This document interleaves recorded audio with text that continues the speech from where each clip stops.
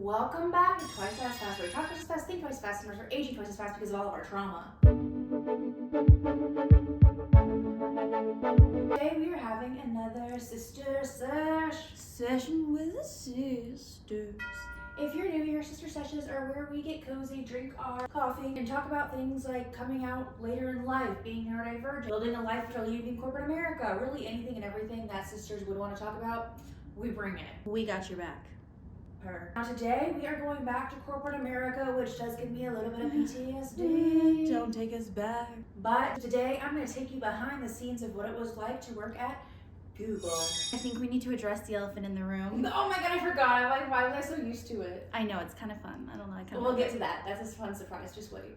Rewind, skirt, skirt. For some context, I majored in industrial organizational psychology, which is just essentially business psychology. And one of the ultimate companies to work for was Google. I mean that for a lot of positions, but also like specifically in IO Psychic, it was just the gold star. I was like, oh yeah, I want to do that one day. Like I wrote it in my journal, I manifested it, and bada bing, bada boom, I got there. But prior to her getting the job at Google, she was working at Hell in a Highway. All I'll say is it's A to Z. That's all you need to know. Big bald head too. That's a good clue. Big bald head. And don't judge me for working there. It was literally the only job offer I got because it was 2020 pandemic. So I met someone at that job who moved companies to Google, and she was like, hey, there's this job, looks great for you, do you want to apply? And I was like, yeah, of course, but like didn't think anything of it because that's crazy. And then what happens? Ring, ring, the recruiter says, hi, let's interview. And this is where I said, buckle up, bitches, my dreams are gonna come true. It's like my sister works at Google. I spent how many hours? I mean countless. Countless hours watching YouTube videos of how to get a job at Google. Like when I tell you, I literally could write an entire book on how to get a job at Google. The thing about Google too is I believe it's harder to get into than Harvard. Success rate once you apply is literally like barely anything. So I was just going to do everything I could. Now, unfortunately, it was around the same time my mom had cancer treatment, and I went with her to one of her treatments while I was interviewing. So once again, I was like, there's just no way I am not at my prime. Yeah. She was interviewing from a dusty, musty old hotel. Yes. Interviews were so ridiculous. I mean, there's all kinds of stuff, but let me just say one of them was about Googliness. Still to this day, I don't know what that means, but I aced it. I think because the interviewer had ADHD, but I digress. Fake it till you make it, baby. Fake it till you make it. Once I got that job offer, let me just say, I entered an alternate universe and I said, this is what dreams are made of. You guys, like, I can't describe to you. They put you on the pedestal. I guess it's what it's like being part of the 4%, because it's not the 1%, but it's up there. And they immediately ship our cabooses to Chicago on a free paid trip. We get there, it's a beautiful hotel, London House if you know it. We have a realtor, she's driving us around town. We're going to dinners, we're having the time of our life. It is just amazing. And this was a job I finally hit 6 figures, which is crazy because it was like the lowest level of corporate job at Google. Let that sink in. The lowest level makes 100K. There's so many levels that should blow your mind. I think we need to get into the offices. We'll get there. I get the offer. I accept it. We're planning to move to Chicago, and then knock knock, what comes in the mail? My welcome to Google package. The thing about Google is whenever you're first starting there for the entire first year, you're called a noogler, which means you can't get in trouble for anything. You can't really make a mistake. So all you have to say is, sorry, I'm a noogler, and I'm serious. They take it seriously. I did not have to hardly do anything. Low-key, that's tea though, because I kind of love that method. It was great. So yeah, that's the hat they sent me. Tell me I was not already drinking that Kool-Aid. I was so excited.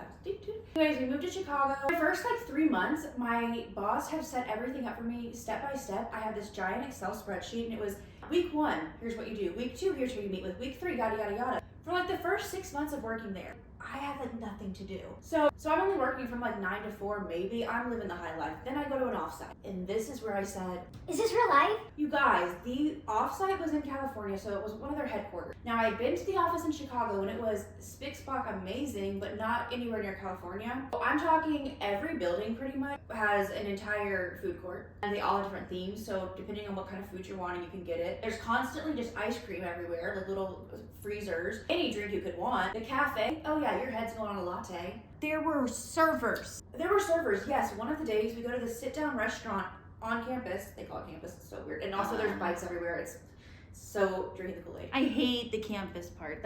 It's like awesome, but ew. It's so ick. Ooh, if you're in it, if you're out of it. Like, So, what? Yeah, it was crazy. We go to the sit-down dinner, and there's all of these servers, and they're bringing this insane food, which honestly was pretty sick, so it was too fancy for me. You can't even tip them, because it's like not allowed. They're employees of Google, and you just sit there, and you eat your food, and then you leave. And it's not even cafe style, it's literally like gourmet. That is just so crazy to me that in the building you can have a sit-down restaurant with a server. Boss's boss was there, so she took us, and it was like, I think you kind of have to have an in, but like either way, it's free. Either way, that pisses me off more because you know the people that are in the higher ups are probably fucking.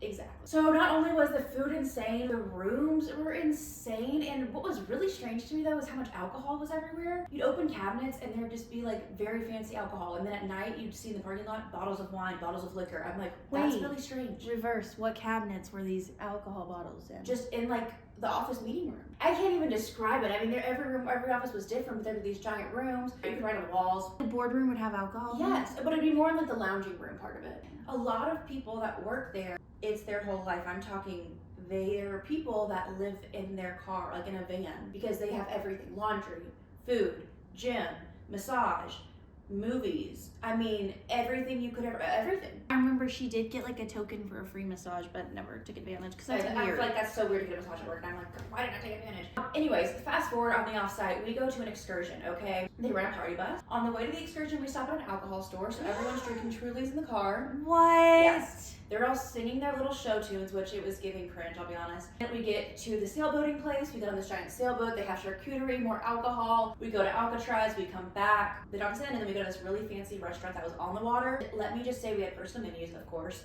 And whenever the bill came, our manager's card got declined. He's like, oh yeah, I guess that's whenever my 5K limit. Huh? And so I'm sitting there sweating like, oh my gosh, are we gonna get in trouble? And he was like, oh no, it's fine. He calls the bank, bada bing, bada boom, nothing happened. Mind you, the drinks were like potions. No, that's a different place. That was the night before. The night before, we go on a separate work dinner where I'll insert if I have it. The drinks were literally potions. That was also paid for. I was like, I just felt so out of place, and it was also very awkward though because of these dinners. They would be talking about like when they went to Yale and yada yada, when they were in Europe, and I'm like, me and my sister's house, like it is falling apart. I don't know why I'm here. Like I'm from Louisiana. Baby Louisiana. I was back in Chicago being like, girl, if you do not document a day and show me the behind the scenes, I'm gonna be so pissed because you guys, it was just crazy. And in one of the rooms that had the personalized coffees, you'd walk in and it was like all of the different Google things that they could help you with. So like one was like a pharmacy, and it's how Google would help you if you had a pharmacy. One would be a store, like a clothing store, how Google would help you. Like all these different little things. that's Also at the offsite, my one job was to help do like our personality test. How fun is that? We all took personality tests and then figured out who worked best together, where our strengths and weaknesses were. I was eating that shit up. it was such a neurodivergent friendly company, or at least her team was, because someone did a whole presentation about ADHD and like she filled out. Tell them about that. Yes, literally so it was the most neurodivergent friendly place. I had a guy that had ADHD, gave us a whole presentation on how to work with him. Our manager, when he would start working, would put together this guide. You'd answer these questions of like, how do you communicate? Like, what are your preferences? All these kinds of things. And if like literally I wanted to say, I cannot be put under pressure, she wouldn't put me under pressure. Like, it was fine. That's so nice. But I will say, the other side, if you are not raised in that environment or you don't really have necessarily the background, like I'm still not entirely sure how I got that job. I truly think it's the fact that I was able to prep so much for the interviews that I just memorized a lot of shit. And you're smart. Give yourself credit. But I just did not have the internships, anything. So every day I was so scared to do anything. Like I was paralyzed with fear. I was just not prepared for it. But I was pushing through because I was like, I couldn't imagine anything else. And I was like, the money is going to be insane, yada yada. And then all of a sudden, no warning, like literally no warning, because my manager was so great. She protected us from any drama. I find out I got laid off. They sent it to my junk email at 2 a.m. At that point, my life came crashing down. We know the story. After that job, getting laid off from that, it's all I wanted. It was my number one dream. So I was kind of like, ew, what am I supposed to do? It was special in the way that like you didn't have to bring work with you after work. Like I don't know if it was the manager, the team, or the company, but like 4 o'clock she was done. Oh, this is why it was so nice too, because like at every company I've worked for, you have to just keep working at that next level, constantly trying to get promoted. At Google, they don't do that. You work at your level and then they promote you because they want to pay you fairly. Because I was entering at that lower level, which was way lower than my previous job, I was like, okay, this is amazing. Anyways, once I get laid off, cannot get a job. Like, it took me so long because I was realizing jobs that I had been in like my normal range, people thought, oh, we worked at Google, you're too advanced for that. But then if I tried to go for higher up jobs, well, you don't have the years of experience. I will say, jealousy, I think sometimes. I just put all of my confidence and everything into that job, and so just came crashing down, and then I knew nowhere was going to be as good. Hey, can anywhere take me? It ended up in hell. But ultimately what it made me realize was I couldn't like go to corporate anymore, because you have to have a dream, and if you already reached that dream and there's nothing that could be better than that, what are we gonna do? Companies aren't even that good anymore. Like, there's nowhere to go. Even more than that, now that I'm just on the other side, I'm like, I feel gross. Like, I'll be honest, I feel like it's just kind of embarrassing to work at those kind of companies, because you're making so much money for doing literally barely anything. You're given all of this free stuff, which you don't need to be given for free, because you can literally afford anything. Free dinners? It's not just like run of the mill, it's fancy. Everything's just top of the line. Like, maybe you don't have $5,000 dinners and everyone would have to get laid off. It seems pretty practical. Right.